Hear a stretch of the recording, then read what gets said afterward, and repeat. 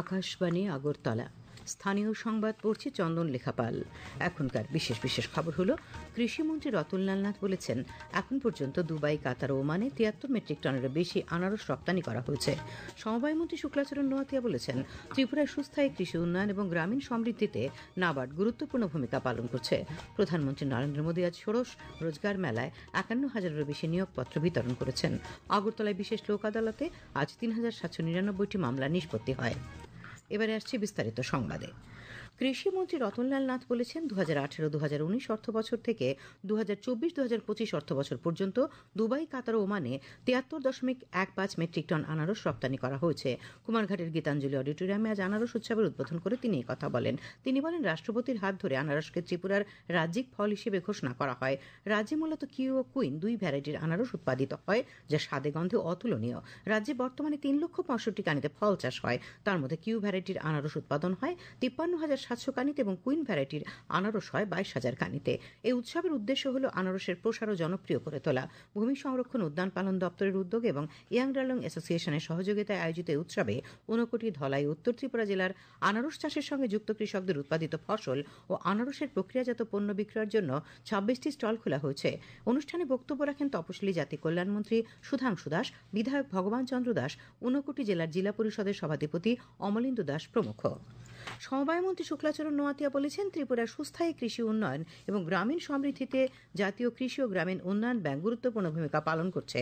আজ আগরতলায় নাবার্ডের 44তম প্রতিষ্ঠা দিবসের অনুষ্ঠানে তিনি কথা বলেন। তিনি বলেন, ত্রিপুরার উন্নয়নের জন্য নাবার্ডের ঋণ পরিকল্পনা এবং সুবিধা প্রদান, গ্রামীণ পরিকাঠামো উন্নয়ন তহবিল, স্বনির্ভর গোষ্ঠী এবং ক্ষুদ্র ঋণকে সমর্থন করা, জনজাতি উন্নয়ন প্রকল্প ইত্যাদি কর্মসূচিগুলিতে সাহায্য করেছে। আগরতলা আদালত চত্বরে আজ বিশেষ লোক আদালত অনুষ্ঠিত হয়। পশ্চিম জেলা আইনসেবা কর্তৃপক্ষ জানিয়েছে, এই লোক আদালতে 3,922টি মামলা নিষ্পত্তির জন্য তোলা হয়। এর মধ্যে 3,799টি মামলা নিষ্পত্তি হয়েছে। বেশিরভাগ মামলা ছিল মোটর ভেহিকেল অ্যাক্ট সংক্রান্ত। পশ্চিম জেলা আইনসেবা কর্তৃপক্ষের সচিব অমরজিৎ দে জানান, আগামী সেপ্টেম্বর মাসে জাতীয় লোক আদালত অনুষ্ঠিত হবে। যুব বিষয়ক ও ক্রীড়ামন্ত্রী টিঙ্কু রায় আজ কৈলাসহরের শ্রীরামপুর স্বামী বিবেকানন্দ ভবনে বেটি বাঁচাও বেটি পড়াও শীর্ষক সচেতনতামূলক কর্মশালার উদ্বোধন করেন। পাশাপাশি ক্রীড়া দপ্তরের উদ্যোগে ক্রীড়াক্ষেত্রে বার্ষিক পুরস্কার বিতরণী হয়। উদ্বোধকের ভাষণে তিনি বলেন, বেটি বাঁচাও বেটি পড়াও একটি সংকল্প। 18 বছরের আগে কোনো মেয়ের যেন বিয়ে না হয়, কন্যা দেওয়া হয়, সেদিকে লক্ষ্য রাখতে হবে বলে তিনি উল্লেখ করেন। স্বাস্থ্য ও পরিবার কল্যাণ দপ্তর থেকে জানানো হয়েছে, তেলিয়ামুড়া মহকুমার অন্তর্গত মুঙ্গিয়াকামি ব্লকের কিছু প্রত্যন্ত দূরবর্তী অঞ্চলে ম্যালেরিয়া এবং ডায়রিয়ার প্রাদুর্ভাব দেখা দিয়েছে। পরিস্থিতি মোকাবেলায় আক্রান্ত এলাকাগুলিতে ডায়রিয়া ও ম্যালেরিয়া নিয়ন্ত্রণের সব ধরনের প্রচেষ্টা শুরু হয়েছে। ইতিমধ্যেই সংশ্লিষ্ট এলাকার স্বাস্থ্য প্রতিষ্ঠানগুলিকে নিয়মিত স্বাস্থ্য শিবিরের আয়োজন করে ম্যালেরিয়া ও ডায়রিয়া প্রতিরোধে কার্যকর ভূমিকা গ্রহণের নির্দেশ দেওয়া হয়েছে। বর্তমানে স্টপ ডায়রিয়া ক্যাম্পেইন 2025 নামে একটি বিশেষ কর্মসূচি চলছে। ক্যাম্পেইনটি 16 জুন থেকে শুরু হয়েছে, চলবে আগামী 31 জুলাই পর্যন্ত। নোনাছড়া 37 মাইল, 43 মাইল পূর্ব লক্ষ্মীবিল, হাজারাপাড়া এবং হলুদিয়া ইত্যাদি এলাকায় মোট 6টি স্থানে ম্যালেরিয়ার স্ক্রিনিং করা হয়েছে। প্রত্যন্ত অঞ্চলগুলিতে চিকিৎসক সহ স্বাস্থ্যকর্মীরা নিরন্তরভাবে স্বাস্থ্য পরিষেবা প্রদান করে চলেছেন। পরিবহন মন্ত্রী সুশান্ত চৌধুরীর পৌরোহিত্যে আজ জিরানিয়ার মাধব বাড়িতে ইন্টারস্টেট ট্রাক টার্মিনালের ডেভেলপমেন্ট সোসাইটির এক সভা অনুষ্ঠিত হয়। সভায় তিনি টার্মিনালের কার্যক্রম আরও সুচারুভাবে পরিচালনার উপর গুরুত্ব আরোপ করেন। উপস্থিত ছিলেন জিরানিয়া পঞ্চায়েত সমিতির চেয়ারম্যান প্রীতম দেবনাথ, রানীরবাজার পৌর পরিষদের ভাইস চেয়ারপারসন প্রবীণ কুমার দাস প্রমুখ। পর্যটন মন্ত্রী সুশান্ত চৌধুরী আজ তার সরকারি বাসভবনে জনতার দরবারে জনগণের সঙ্গে মিলিত হন।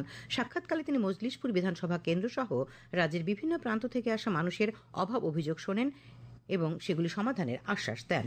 মেলাঘর থানাধীন পোয়াংবাড়ি এলাকার সোনামুড়া আগরতলা সড়কে আজ বালু বোঝাই লরির চাকায় পিষ্ট হয়ে রাজেশ দাস নামে 11 বছরের এক শিশুর মৃত্যু হয়।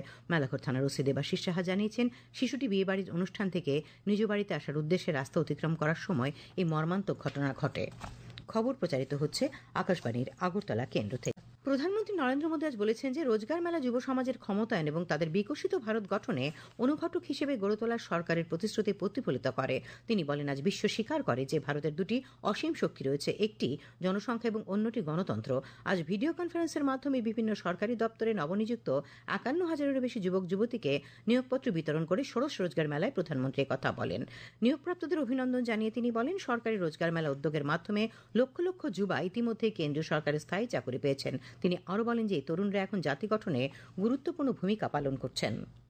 आज दुनिया मान रही है कि भारत के पास दो असीमित शक्तियां हैं, एक डेमोग्राफी, दूसरी डेमोक्रेसी, यानी सबसे बड़ी युवा आबादी और सबसे बड़ा लोकतंत्र, युवाओं का यह सामर्थ्य हमारी भारत के उज्जवल भविष्य की सबसे बड़ी पूंजी भी है और सबसे बड़ी गारंटी भी है। শ্রী মোদী দেশের স্টার্ট আপ উদ্ভাবন এবং গবেষণার ক্রমবর্ধমান বাস্তুতন্ত্রের উপর জোর দিয়ে বলেন, এটি দেশের যুব সমাজের সক্ষমতা বৃদ্ধি করছে। বেসরকারি ক্ষেত্রে নতুন কর্মসংস্থানের সুযোগ তৈরিতে সরকারের মনোযোগের কথা তুলে ধরে তিনি বলেন যে সরকার সম্প্রতি নতুন একটি প্রকল্প কর্মসংস্থান সংযুক্ত প্রণোদনার অনুমোদন দিয়েছে। এই উদ্যোগের জন্য সরকার প্রায় 1 লক্ষ কোটি টাকা বরাদ্দ করেছে এবং এই প্রকল্পটি প্রায় 3 কোটি কর্মসংস্থান তৈরিতে সহায়তা করবে। প্রধানমন্ত্রী উল্লেখ করেন, দেশ প্রতিরক্ষা উৎপাদনে নতুন রেকর্ড স্থাপন করেছে এবং ভারতের প্রতিরক্ষা উৎপাদন 1.25 লক্ষ কোটি টাকা ছাড়িয়ে গেছে। উল্লেখ্য, আজ সারা দেশে 47 স্থানে রোজগার মেলা অনুষ্ঠিত হয়। রোজগার মেলায় ভাষণ দিতে গিয়ে কর্মী ও প্রশিক্ষণ বিভাগের প্রতিমন্ত্রী জিতেন্দ্র সিং বলেন যে মেলার আওতায় 40,000-এরও বেশি নিয়োগপ্রাপ্তরা রেল মন্ত্রণালয়ে কাজ করবেন। তিনি বলেন, প্রত্যেক নিযুক্ত ব্যক্তি কর্মযোগী পোর্টালে প্রবেশাধিকার পাবেন, যার লক্ষ্য হল প্রশিক্ষণ ও উন্নয়ন কর্মসূচির মাধ্যমে তাদের দক্ষতা বৃদ্ধি করা। শ্রী সিং রোজগার মেলার মাধ্যমে ত্রিপুরা সহ বিভিন্ন রাজ্যের নিয়োগের পরিসংখ্যান তুলে ধরেন। प्रधानमंत्री जी, आज दर्शकों के साथ ये बात भी साझा करनी है कि आपके द्वारा शुरू किए गए रोजगार मेला के इस सिलसिले से प्रेरित होकर के ये कैसे राज्य सरकारें हैं जिन्होंने अपने यहाँ प्रांतीय स्तर पर भी रोजगार मेला का क्रम शुरू किया है।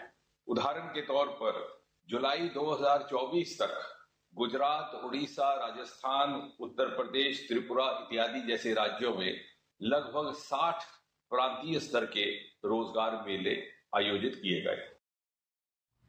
গত মাসের 12 তারিখে আহমেদাবাদে এয়ার ইন্ডিয়ার ইন্ডিয়ান ফ্লাইট AI-171 এবং বোয়িং 7878 বিমান দুর্ঘটনার তদন্তের প্রাথমিক প্রতিবেদন প্রকাশ করেছে বিমান দুর্ঘটনা তদন্ত ব্যুরো AIBI। এই প্রতিবেদনে বিমানের ইঞ্জিনের জ্বালানি সরবরাহ বন্ধ হয়ে গিয়েছিল বলে জানানো হয়েছে।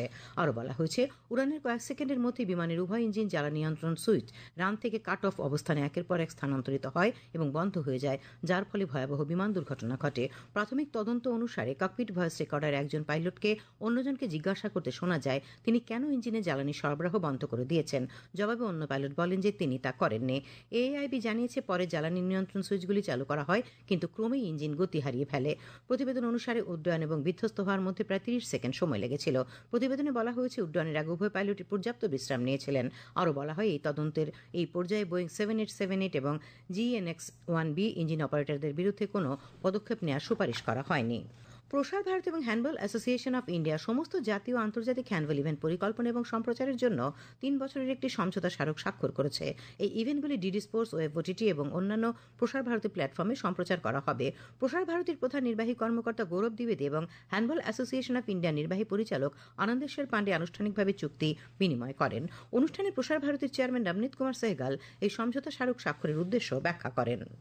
प्रधानमंत्री माननीय नरेंद्र मोदी जी ने जब से कार्यभार संभाला है, देश में खेलों को और कैसे विकसित किया जाए, हमारे खिलाड़ियों को कैसे दुनिया में मंचों पर मौका मिले, हमारे ग्रामीण क्षेत्रों में कैसे हम विभिन्न खेलों को आगे बढ़ाएं, इसके लिए सरकार प्रयास कर रही है।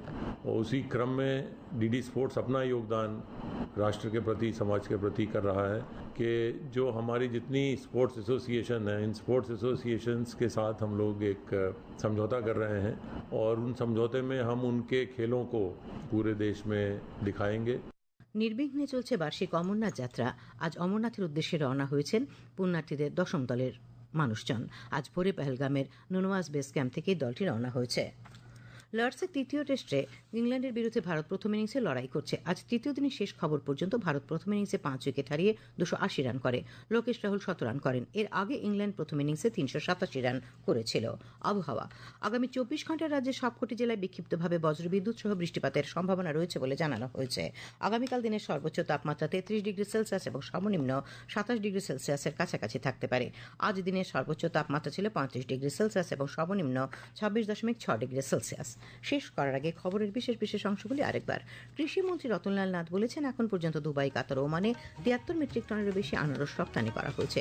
সমবায় মন্ত্রী শুক্লাচরণ নোয়াতিয়া বলেছেন, ত্রিপুরার সুস্থায়ী কৃষি উন্নয়ন এবং গ্রামীণ সমৃদ্ধিতে নাবার্ড গুরুত্বপূর্ণ ভূমিকা পালন করছে। প্রধানমন্ত্রী নরেন্দ্র মোদী আজ 51,000-এরও বেশি নিয়োগপত্র বিতরণ করেছেন। আগরতলায় বিশেষ লোক আদালতে আজ 3,799টি মামলার নিষ্পত্তি হয়েছে। স্থানীয় সংবাদ আজকের মতো এখানেই শেষ হলো। পরবর্তী বাংলা স্থানীয় সংবাদ প্রচারিত হবে আগামীকাল